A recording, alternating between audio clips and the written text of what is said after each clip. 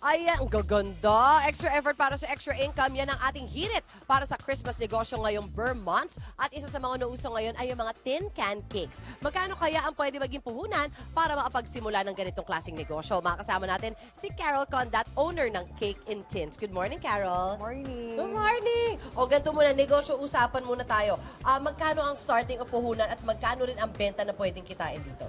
For the red velvet kasi, ang puhunan ko dyan ay mga nasa 600.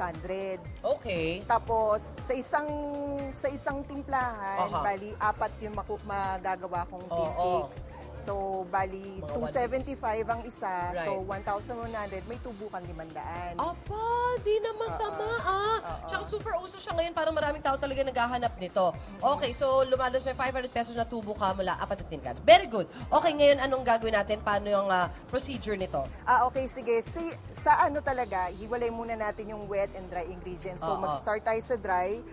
Meron na itong flour, tapos eto na yung sugar, Aha. tapos baking soda.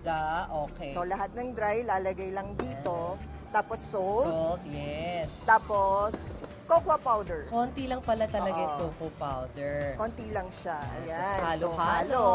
halo lang Lahat natin. ba ng klase ng cake, kapag siksik mo dyan sa tin can, pwede siya maging tin can cake? Sa tingin ko, pwede naman kasi ang reason ko kung bakit nakatin ka niyan, since I'm from Cainta, so yung mga client ko is mostly from Manila and Makati. Yung mga schoolmates ko from Para Concordia, portable yun. siya. Okay, after nito ang ating wet naman. So yung wet na po, ilagay lang natin siya. So eto, kailangan natin ng since yung buttermilk kasi medyo expensive. So Make your own. Oo. So ang kapalit niya ay evap Milk at saka suka. Ayun. Ayan. Ayan ang buttermilk. Ayan ang Kala ko dati ang buttermilk. butter at milk. Hindi.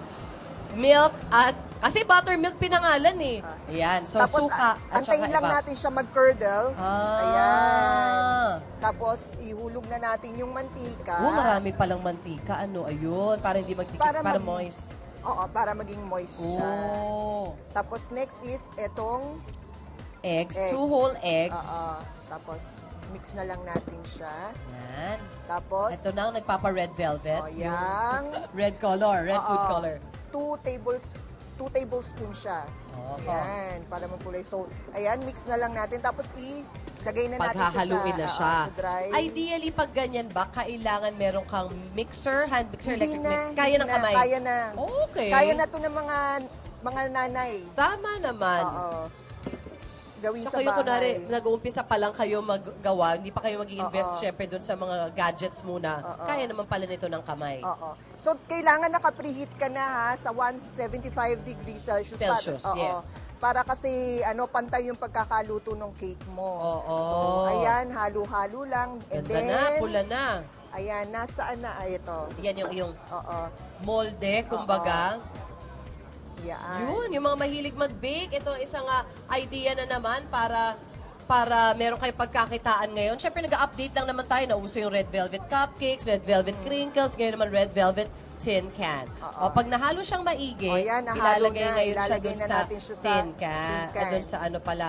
Hindi, ito, ihiwalay pa yan dun sa pinagsaservan, di ba? Yan yung talaga pangluto. Oo, hindi natin siya pwedeng i-bake directly sa tin can Yes. kasi yung chemical kasi nun. Correct. So, Iba, ayan. hindi siya food grade. Lalagay O ngayon, na natin ilalagay siya sa, natin sa oven. Mainit na. Naka-preheat na siya. Yun. Ayan. Gano'ng katagal? 30 minutes siya. Okay. Or mag-toothpick test kayo. Okay. So ngayon, for the frostings naman, so eto cream cheese, tapos may butter. Ayan. Uy, sarap. Yan ang diyan kayo ma-challenge sa Ayan. paghalo-halo dahil medyo, ayan, and then, Ay, confectionery sugar, 2 cups yahoo! yan. Yum!